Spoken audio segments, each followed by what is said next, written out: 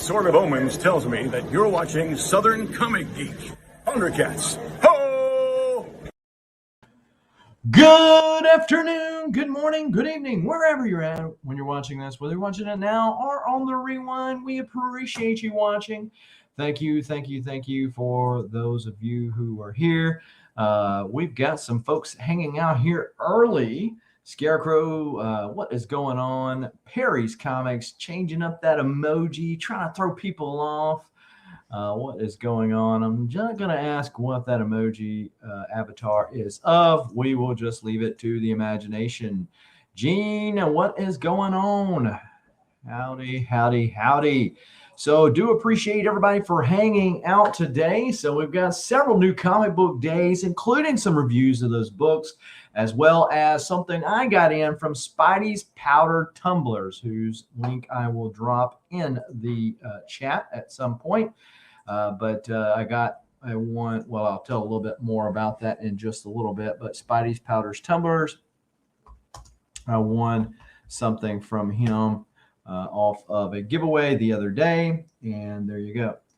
All right, and let's see, talking about people that we appreciate, how about the ever-growing list of YouTube channel and Patreon members, people that are supporting the chat through that monthly membership. If you are interested in the benefits of joining either or both of these clubs, groups, then the links are in the description below. Of course, let me get this off here.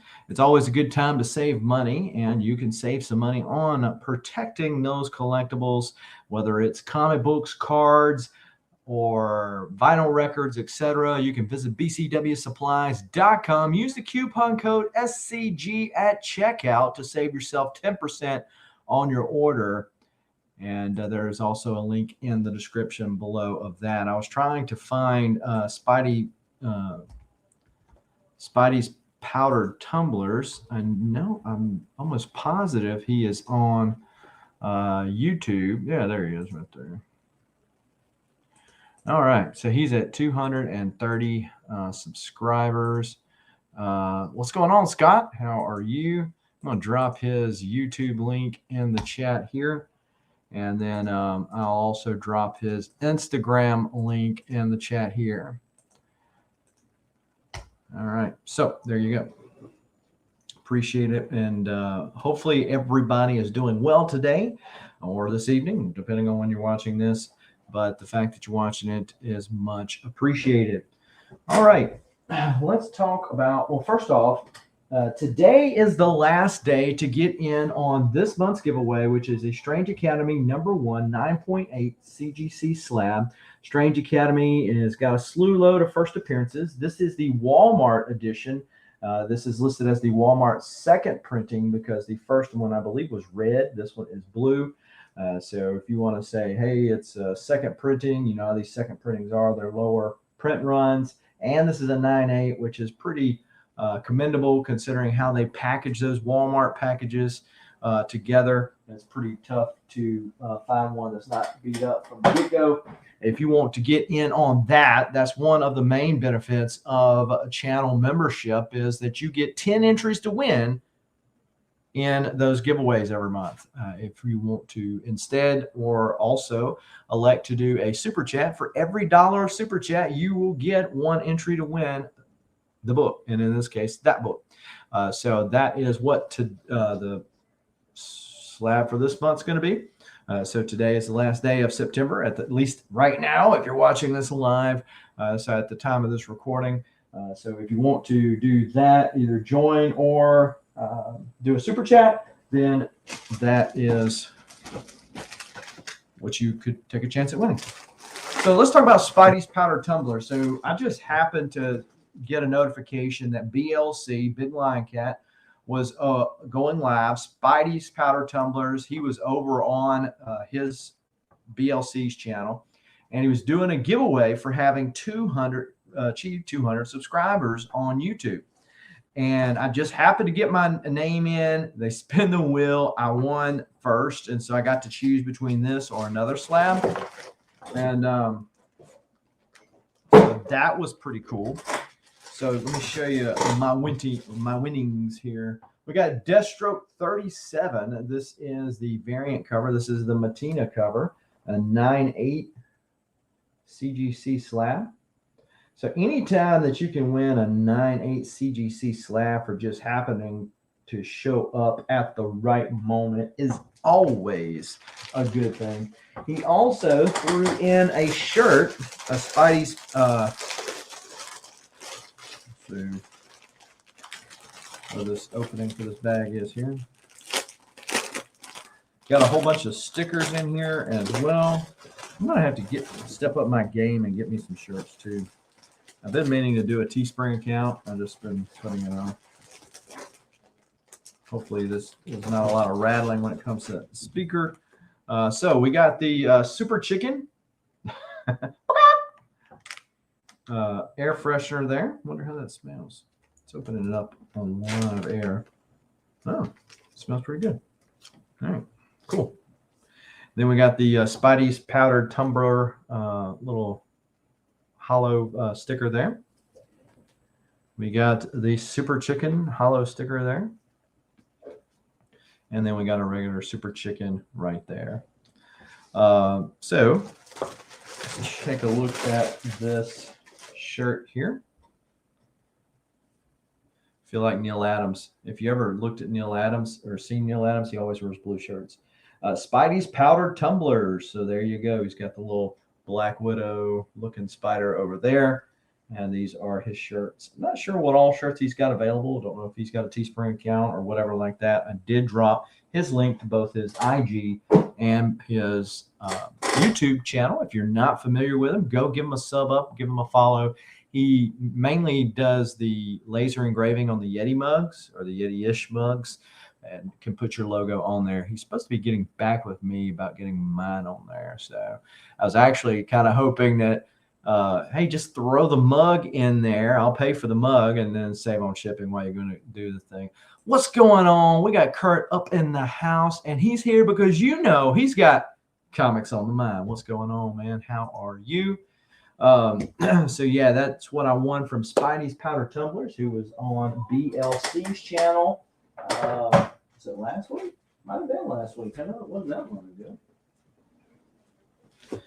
All right, let's see what we got on the new comic book scene. We've got Legends of the Dark Knight. If you are familiar with Batman, if you are familiar with DC right now, mainly it is just that, Batman. And if you were going to pick one character over another, I would certainly pick Batman when it comes to DC's. Now, this is interesting. One shot, essentially. It's issue 5, but it's just a one book storyline teaming up with Martian Manhunter. This was an interesting story. I think that I am fixing to drop the Legends of the Dark Knight. I mean, the story was okay. The art was about the same.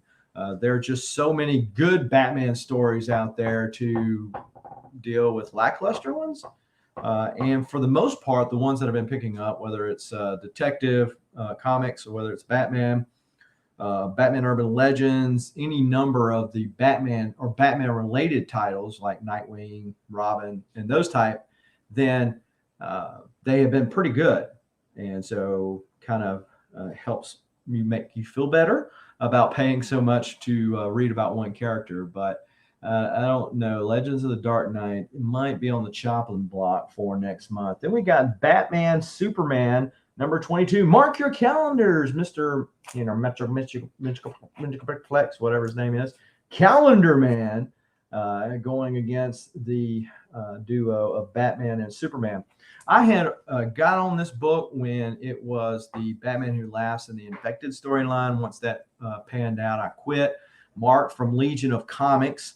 Mark from Legion of Comics had got me back on it, which I was glad he did, but this series is now canceled. So 22 is the last issue. I was thinking 21 was because it was kind of it actually would have made better sense for it to be 21 because it wrapped up like a 3 or 4 issue story arc. This one was just essentially a one shot and it was lackluster at best. Kurt says, I'm kind of want to read the Black Label Batman Reptilian. So I've heard some good stuff. I've heard some bad stuff on Reptilian. That is one that I have not been picking up.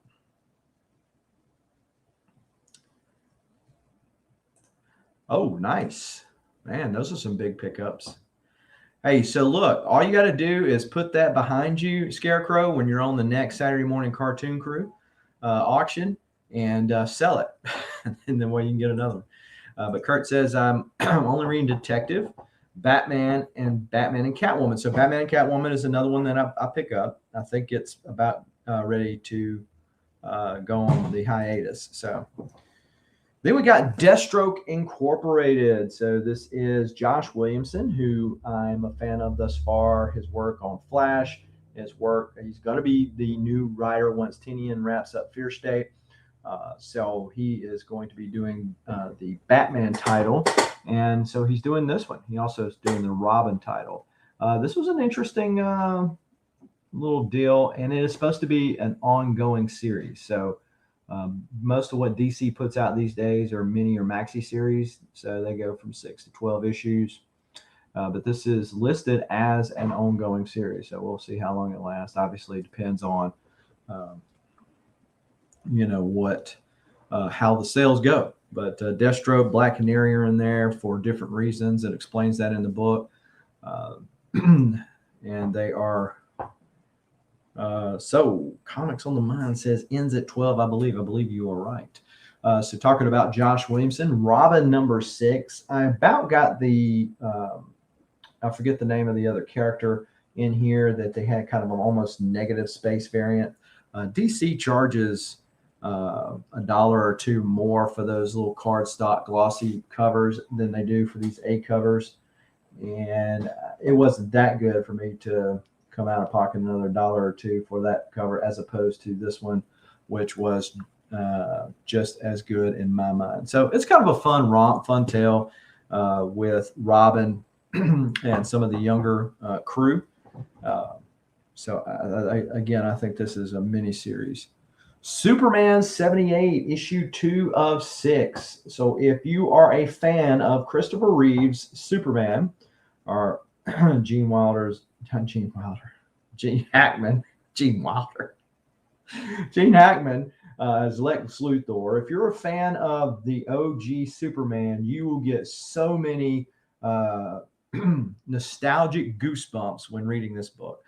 Picked up the first one, which was an homage to the Jim Lee Superman. Miko Sion had done the homage, and this book, from the tearing off of his logo and throwing it on somebody like he did in the movies, to his interaction with Lex Luthor, got all kinds of nostalgic goosebumps.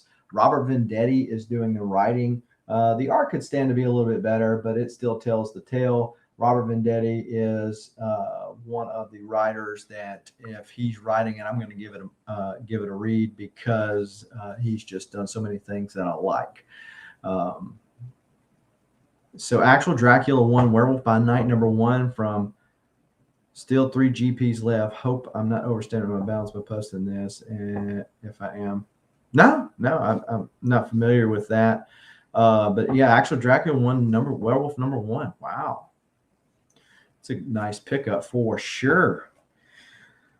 Detective 1043. Now, I mentioned a while ago that DC charges more. This is, of course, a $6 book. Batman Riding a Harley. Check that out. I typically pick up the Lee Bermejo covers as opposed to the A cover. While the Dan Mora covers have been good for Detective, I do like the Lee Bermejo covers, and so elect to pay that little bit extra. DC, take note that before you did the price raise, I bought both the A and B cover. Just saying. Then we've got Berserker number 5. This romp and tale is moving at a snail's pace, at least in my mind. I don't know if it's, and maybe somebody in the chat can correct me if I'm wrong. Is it taking longer to come out? I think this was initially supposed to be a shorter mini series than what it ended up being. or what because they sold so many of issue 1, they decided to milk that cow a little bit longer. But this just seems to be going so slow.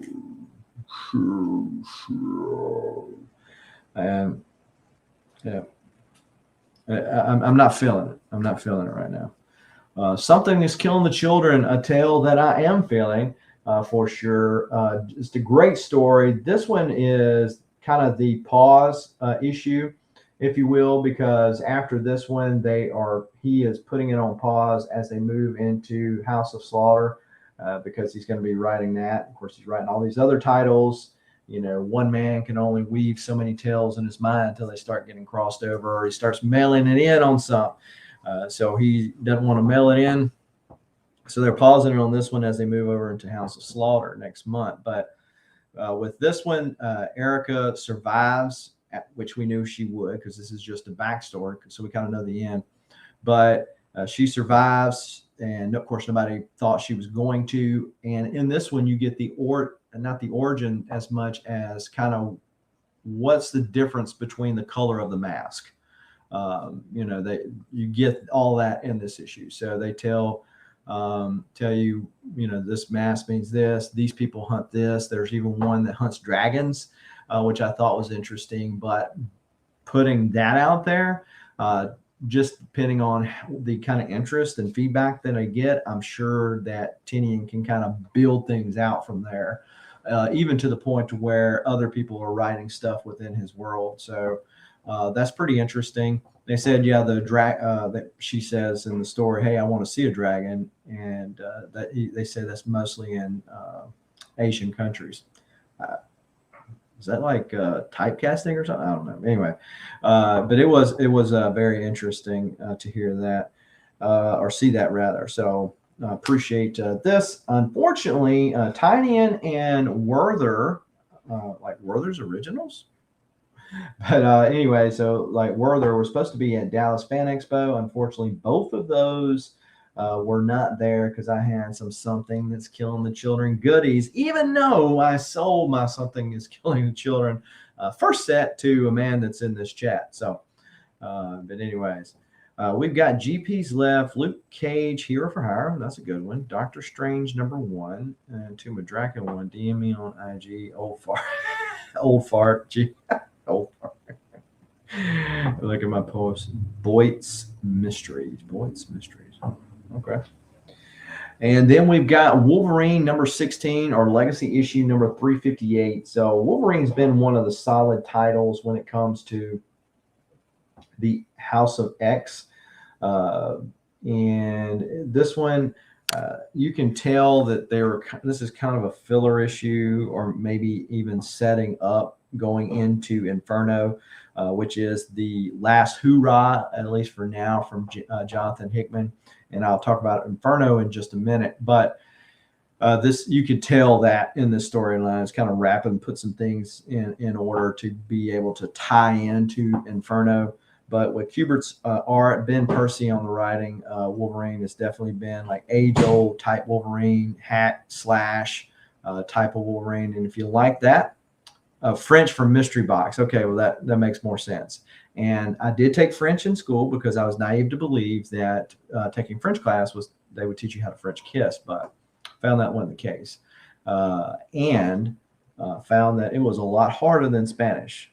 So I got passed with the D. I didn't pass with a D. I got passed with a D because that was the last year. The French teacher decided that she was going to teach. She was moving off, and she didn't want anybody in her class to fail. And so I got passed for that reason because I did the math. I knew what I had to make on the final exam, and I didn't make it.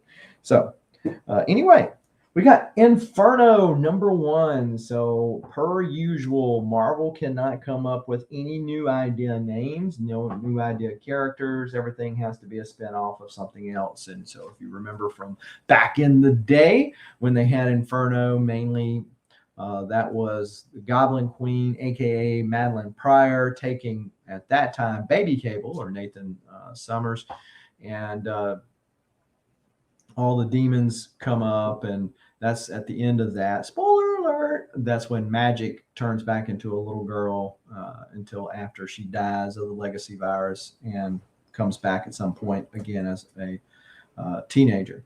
But the Inferno, this was essentially, as I have read and I have heard, this is essentially Jonathan Hickman's next step in the House of X Powers of 10.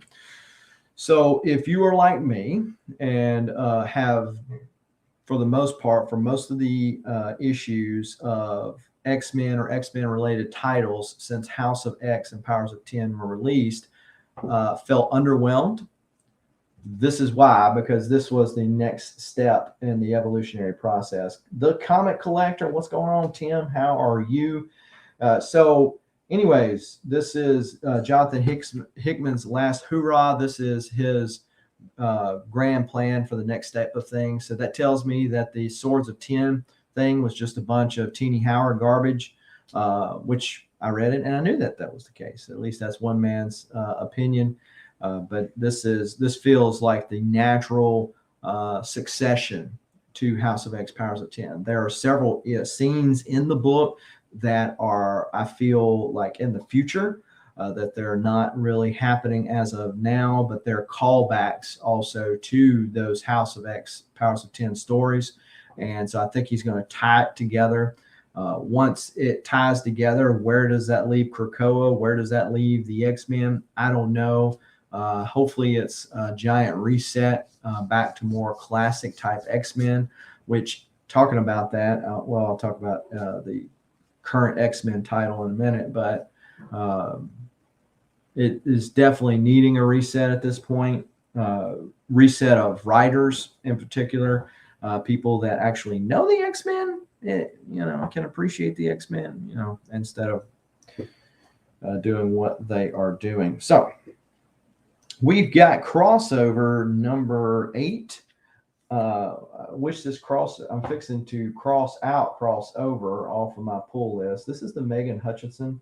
I didn't realize that until I got it in and started to put it into my CLZ app. But this is the Megan Hutchinson cover. Of course, this is a call to Donny Cates' Guy Country.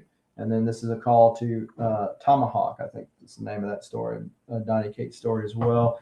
I was very interested in this story at first. I couldn't help but when I read it, think about the Aha song, Take On Me, and thinking about that the whole time.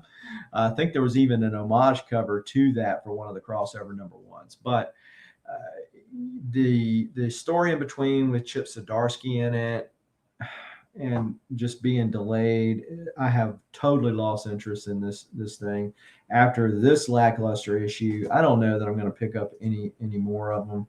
It's just the newness of it's kind of wore off. But this was definitely the coolest cover of the ones available at the comic shop I was at. So I did not realize this, but Game Exchange, which I think is a national chain. I don't know how national. It might be just like Southeast, but it's not just a local place, Game Exchange, where you can get games that they also have toys. I did not realize that. This one that I went to did not have any available, but I have been told by other people that they do have some available and you can sometimes find some goodies. Well, when I went in there to look for the toys specifically, I noticed that they had some short boxes of comics. So I was able to pick up some comics, some to sell, and then some to put in the PC. And those, they told me if they're not priced, which a lot of them were not, and they're 1990s and older, they just charge 99 cents. So I went through all the long boxes that they had, short boxes that they had, and come up with a couple of goodies. How about Rick and Morty, number 30-something? This is a cover that Squatchy can, of course, appreciate. The Incredible Squatch. Is he cat or Squatch, or is he both? And is it the Squatch as you? It's the Squatch as you like it. And this looks like some kind of nerd store variant, Brain Trust. And this is an homage to Hulk number 1. And so that's why I picked it up, really, as much as anything else. Then this book right here, this is from Behemoth Comics. I'm trying to remember the name of it. Scott says, how do you enter the giveaway? Sorry, this has already been answered. Oh, okay. So to enter the giveaway, it's pretty simple. You can either do a super chat. For every $1 super chat that you do, you get 1 entry to win, or you can join the channel via the YouTube join button or Patreon, or both. And for every membership you have, it's 10 chances to win. So the YouTube channel membership is $2.99. The Patreon has different levels. They have a $2.99 level and they have a bigger level, which on the Patreon, you really see more benefit from that if you buy a lot of books from me, because there's levels where you get free shipping for different size boxes once a month. So there is that. Yeah, I was wondering the same thing, Gene, if Squatchy had that one. I should send him a picture, because talking about Squatchy's artwork has just come out, and his comics, which is kind of a collection of the ones, if you follow him over on IG, that you've seen him do with him and Fu. There is a one that has all the community members that he's drawn, and I'm on there. So I got that one, and he's going to sign now, and he's also going to do me a sketch cover, which I think will be interesting. Thank you, Scott. Scott, the newest channel member. Appreciate you, Scott. And for that, we say, yay, welcome to the team. All right. So thank you, Scott. And you will be entered to win for the Strange Academy #1 9.8 CGC slab, the one that you see right here. So there you go, good sir. And so this is a exclusive for Sparks Comics, or I think they call their channel You Promised Me Comics now, which is Sparks and Caroline Comics. This is their first exclusive right here. And he lives in New Orleans, so only about 2 hours away from me. So I bought it, and I saved on shipping because I would be close enough just to pick it up from him. But this is the person that does the artwork on this. They live, I think, in Argentina, maybe. And he's going to be sending some down to her. He's had her on his channel before. And this is their exclusive cover for that. So went and picked that up last Friday. Let's see what else we got here. And so while I was down there, it was starting to get close to bad traffic time in New Orleans. I said, no, but I want to go to Crescent City Comics. Crescent City Comics is the comic shop that I visit when I'm down in the New Orleans area. They got a nice selection of older books, and certainly a nice selection of new books as well. And they're nice. Goes a long way, right? But I was able to, I think, complete, or I might be just lacking one now, for the Transformers Generation 2 set from Marvel. So this is Transformers Generation 2 number 5,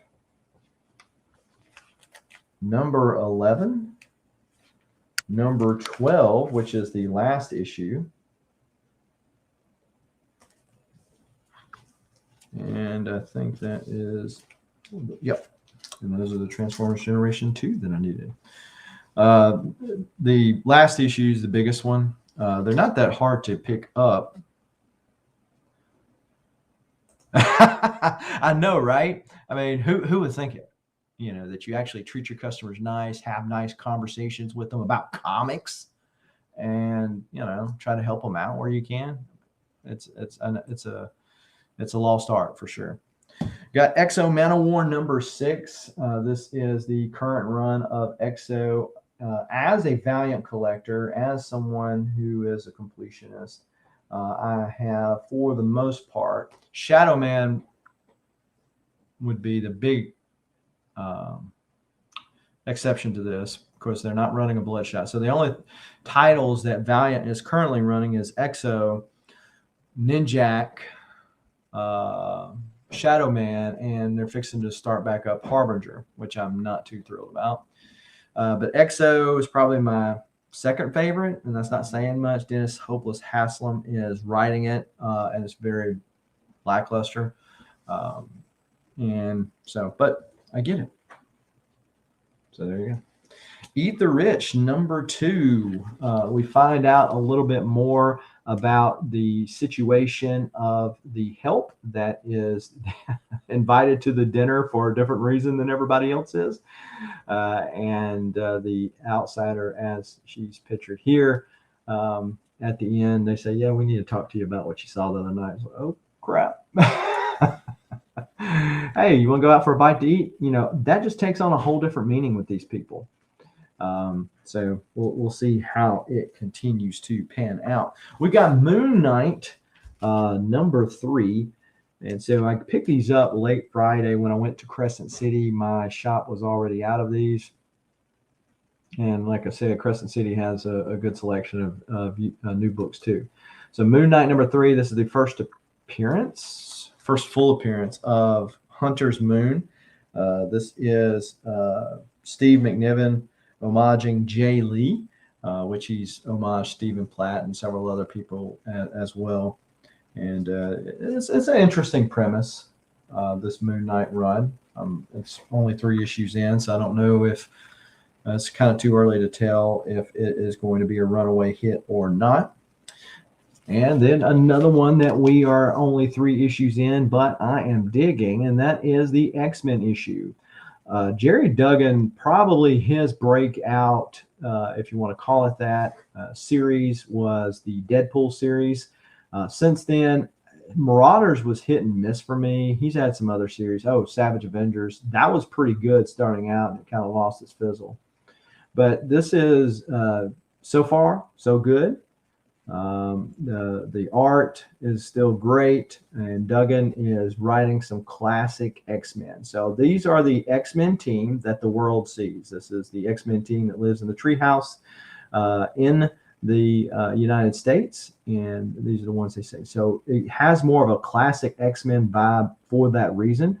You're not over on the island all by yourself acting like you're stuck up and doing the very thing you got mad at other people for doing, which is thinking you were better because you were born one way versus another. That's the crazy thing to me, is the whole premise, which might not have been Hickman's overall goal for long term, but as it stands right now, the X-Men are essentially against, and maybe if you think about it, history kind of does this, right? That a lot of times people end up becoming the thing they say they hate. Maybe this is a case of that. But this is more classic X-Men vibes. The High Evolutionary, he comes down and they fight the High Evolutionary off. They make a deal as it relates to Sync. There's this little moment, this little vibe between X-23 and Sync. So if you remember the story with them going into the vault, that they had this whole relationship. The vault timeline runs differently, but because Laura died inside the vault, she does not remember. She had to be resurrected and would not remember that, but Sync does. So,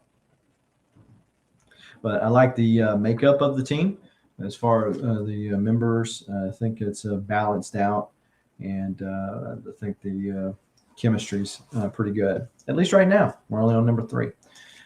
Now, another series that I got on late in the game was Descender. So Jeff Lemire wrote a book, or wrote a series of books, like 30-something issues. And in my last video that I did, I showed the last 3 graphic novels of Descender. Well, then the sequel, it takes place 10 years later, is called Ascender, which I think just wrapped up last month. And it went for like 18 issues, I believe. And this one right here is issues 11 through 14. I ordered Ascender Volume 1 from Amazon, so it should come in tomorrow.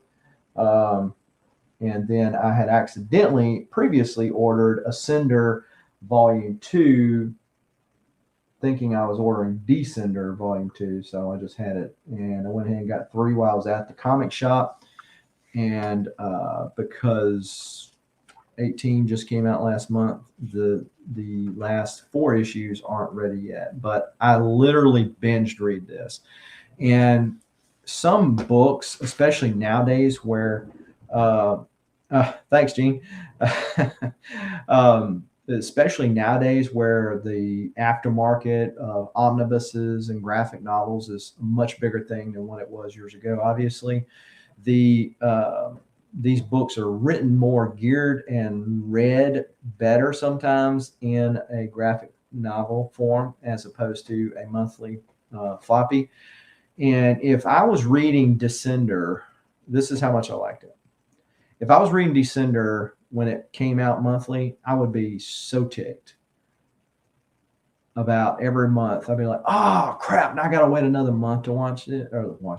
Look at this. I gotta wait another month to read this. I would be like on pins and needles, ready to get through the comic shop, ready to read that issue. Now, having said that, it works great because I'm getting it in graphic novel, and but I've literally binged 2 graphic novels, which would be like 8 or 9 issues to finish that thing. I just couldn't put it down.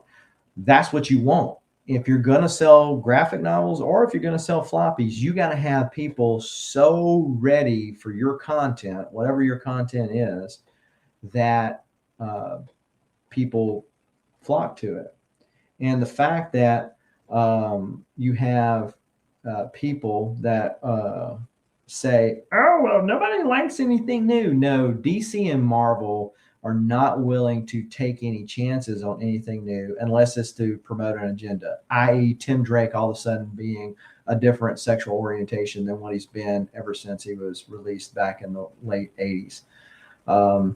If it's for that, then we're good with it. But if it's for trying out any new characters and taking a risk with them and really promoting them like they used to, like, all the old characters, when they started out, they would always have an appearance of the xmen in their title. They would have an appearance of Spider-Man in their title. They would have appearance of Thing in their title. All those type of things to push up. Oh, okay, well, I like the Thing, so let me read this. And while they're reading that, they go, I kind of like this character. Sometimes it worked, sometimes it didn't.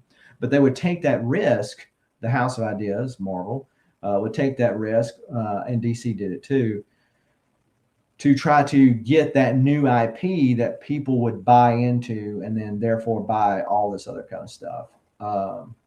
Right? Because, if you think about it, Batman has kind of branched out, and Superman has to a degree.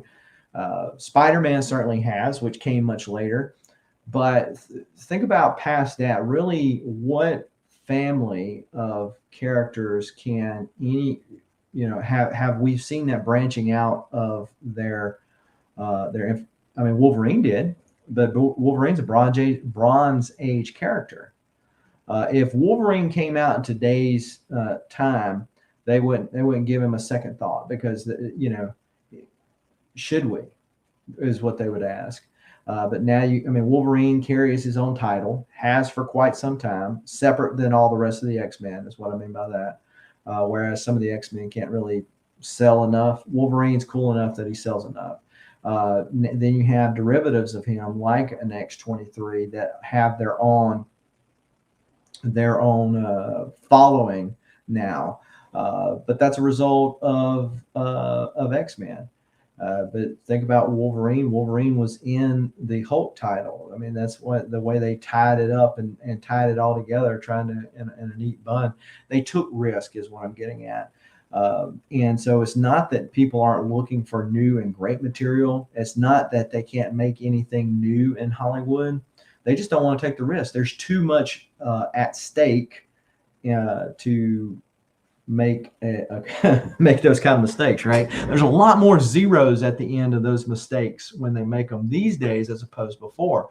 That's why I feel like Marvel and DC are really missing out on all that IP, because it's a lot cheaper to try those things out in comic form, whether the comics be digital, whether the comics be paper floppies, graphic novels, it doesn't matter. It would be a lot cheaper for them to run it through that filter and get a following and then move to the big screen or to the television screen than it would be to do it as straight to the television screen, because again, the zeros are a lot more plentiful. Cali Comics says X-Men. Yes, X-Men. We were talking about that. So I think that they've got to have some new IP, because can they continue to regurgitate the same stuff? Maybe. But how long do people continue to say that? What's happening with the indie scene, where Image is having this resurgence? Boom is seeing stuff. Boom has IDW is really just licensees, and this week they announced that they've lost several licenses, which is very problematic for them.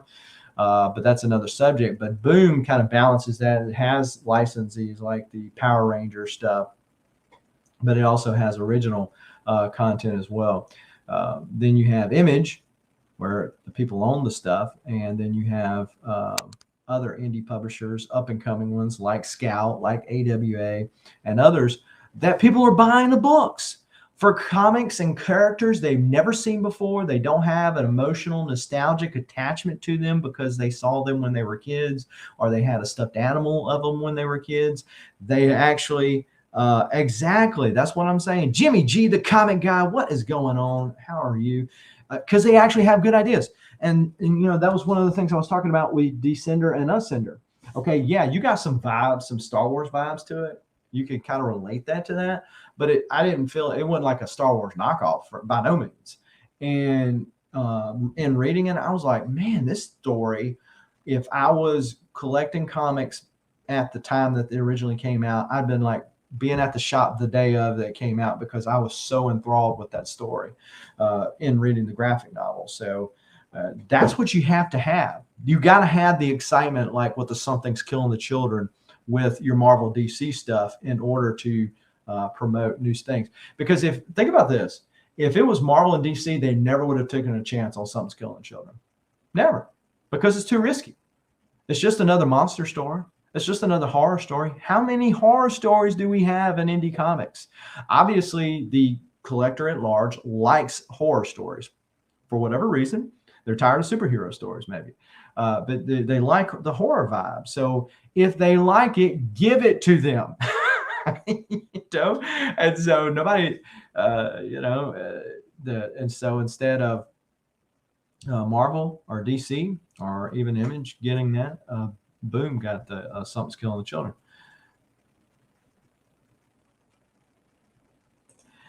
It takes all to go around. I think because ultimately the collector of today, indie is 50% horror.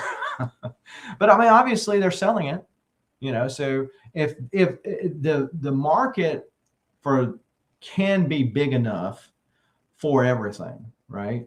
If there's enough people that want, the same people that are reading the horror are not necessarily the same people that are reading the monster stuff, but some of it is crossover, and that's fine. But put out content, good content that people like, and they will. Yeah, Two Gun, pew pew. It's been a while. What's going on with you? I hear the next volume would be called Return to Sender. Return to Sender. Badooch. He'll be here all week, folks. He'll be here all week. And so, plus the spec market has helped the indie market drastically. Yes, it has. As much as I like Something's Killing the Children, there's a couple of things, and Stray Dogs would be another example. I love homage covers, and Stray Dogs really tapped into that. But there's some that I don't have because, the Blair Witch Project one, even the Crow one, they're just more than I'm willing to pay for it. Because what keeps those comics is a couple of things: staying power of the character, meaning that going to be repeated use of the IP via toys, via digital media, whether movies or television, doesn't matter, but repeated use for that, and nostalgic pull. Okay, so even as much as a Stray Dogs is good, they're not going to continue to put out Stray Dogs content. I then talked to Tony Fleece, and he's like, hey, we're going to do a couple more things, and we told them we're done. They're not going to continue to put it out. How often can you rehash that same thing? And because it's a new property, you don't have that nostalgic pull for it. So how many movies can you do with Stray Dogs? One, maybe. So I don't think in that case that there's a long-term staying power. There might be for Something's Killing the Children. We'll see. Ice Cream Man, things like that. I just don't know. And for me personally, I have a hard time paying a couple $100 for one comic. Whereas I might not have a problem paying $1,000 for a first appearance or a second appearance of Wolverine, for sure, because I know that, hey, that is a proven property that's going to be used over and over and over again and has nostalgic value when it comes to people that watch and read these things. The other ones just don't have that. So I think the speculator market, those books will drop. I don't think they'll bottom out, but I think they will drop at some point. Let's see. I love the Stray Dogs at the homage cover. Yeah. Well, and that's the other thing though, because why are we getting books with stories in them that are driving the market, as opposed to book with art on the page, on the cover? Because these covers are the only thing that are driving these sales. Because if you think about with DC Comics, if you go back a year or two, when they started having these bigger prestige format books, like the Black Label books with Batman or Detective 1000 or Batman 100, you had these $10 books, and you had one cover for every decade, and you had all these other specials for all these other things. And more recently, you look at IDW's Last Ronin. Their sales have been up. Well, yeah, because how many covers does Last Ronin have? But there's only one book. Some of those I go crazy on. Like I'll pick up like 2 or 3 of the really nice covers that I really like, but I just can't do all those covers like that. So we're speculating on covers, not the content. And it goes back to my point. I don't think it's long sustain. I don't think it can sustain itself. If I collect Hulk 181 homages, right? Is the value of the Hulk 181 in a cool cover? I guess maybe compared to 180, maybe. But overall, no. People buy it because it's the first full appearance of Wolverine. It's not the cover in of itself. And what's going to keep it going up is because it's the first full appearance of Wolverine. It's not because it had a cool cover. So how many of these books are going to fall just simply because they don't have the cool cover? Spec books are like 1 in 100 variants. After everyone forgets about them, you can grab them cheap. Exactly. And and that's fine. I was at a booth at a show. I've mentioned it before, and I probably mentioned who they were, and it was a Stray Dogs variant, and they wanted $60 for it. And the 3 people were there. I could get signed, which I liked. I liked the cover, but I wasn't paying $60 for it. And he goes, "Look it up on eBay." I said, "I don't care what it sells for on eBay." I mean, I'm not saying a book is worth what somebody else is willing to pay for it. And you might be willing to pay for that. I'm not willing to pay for that. That's fine. We can part friends and agree to disagree. Like some people like Marvel, some people like only DC. Either one's fine. If you like horror, if you like superhero books, you like love stories, whatever floats your boat. But just because somebody's willing to pay for it on eBay does not mean this cat right here is going to pay for it on eBay. I am perfectly okay with waiting. It's like every time I go into a car dealership, I'm the guy that's aggravating the snot out of them. Why? Because I don't have to be there. I'm not in a rush. I can buy whatever I want. And I'm going to haggle them to where they're making very little and they wonder why they're even fooling with me.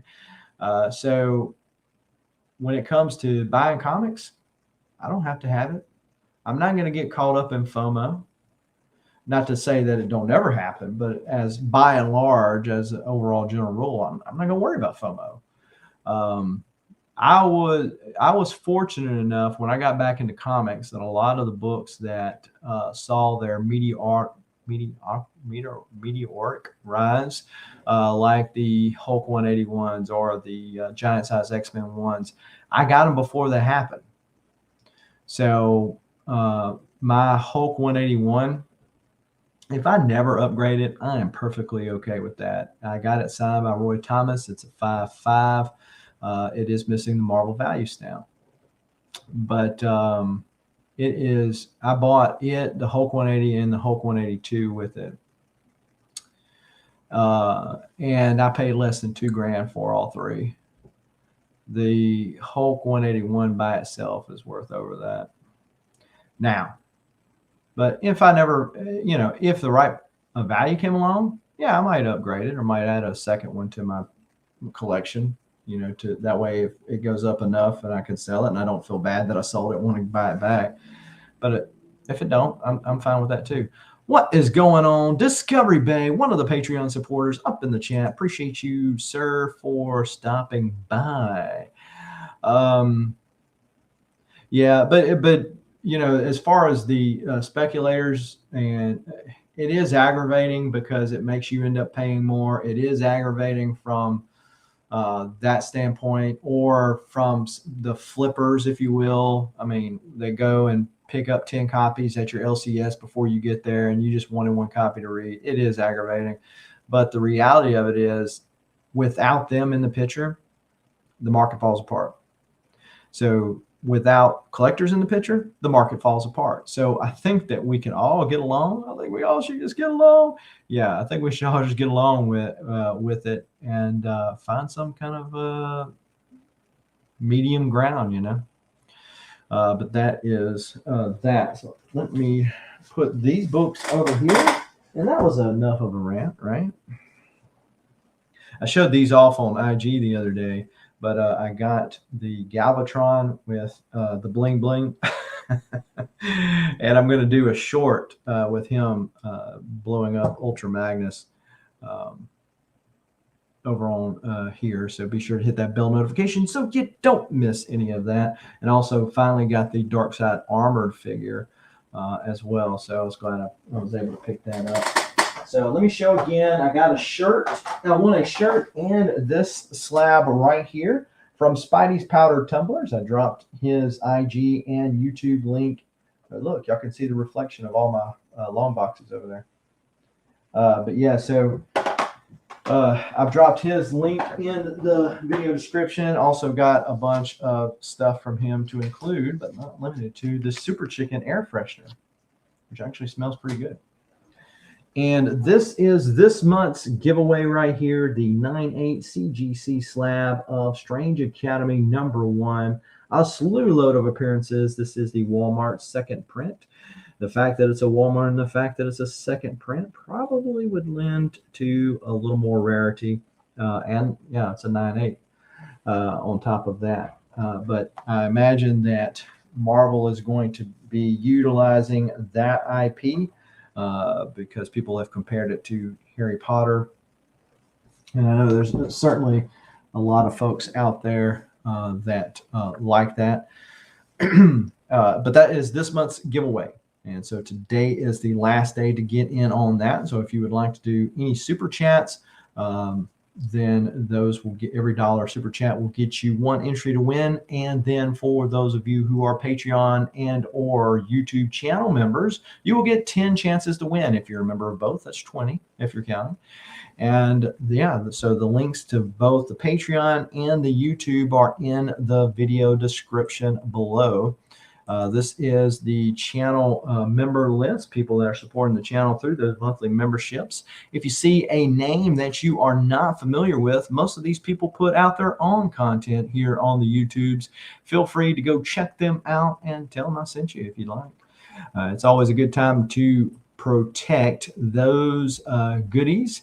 Those comics, those cards, vinyl records, etc. Visit BCWSupplies.com. Use the coupon code SCG at checkout to save yourself 10% on the order. If you haven't already, go ahead and smash that like button. Just drop the Thor hammer down on it.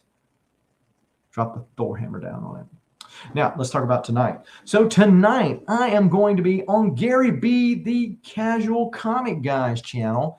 Going to be with the usual suspects over there. So if you are not familiar with Gary B, the Casual Comic Guy, then you certainly feel free to go over and check him out. Going to drop that link in the description, the chat box there. That is the video tonight, which will be at 8:30 Central Time. So 8:30 p.m. Central Time. Then check him out. So do not pay attention to his icon. He has the wrong date on it, but it's tonight. It's in 3 hours. Roughly 3 hours. So come over there, check us out, hang out. I'd appreciate it. Appreciate the newest channel member, and that is Scott. Scott, I will add you to the list for next time and all that kind of good stuff. So appreciate you, Scott. And as always, be good, have fun, keep reading and keep collecting. Adios.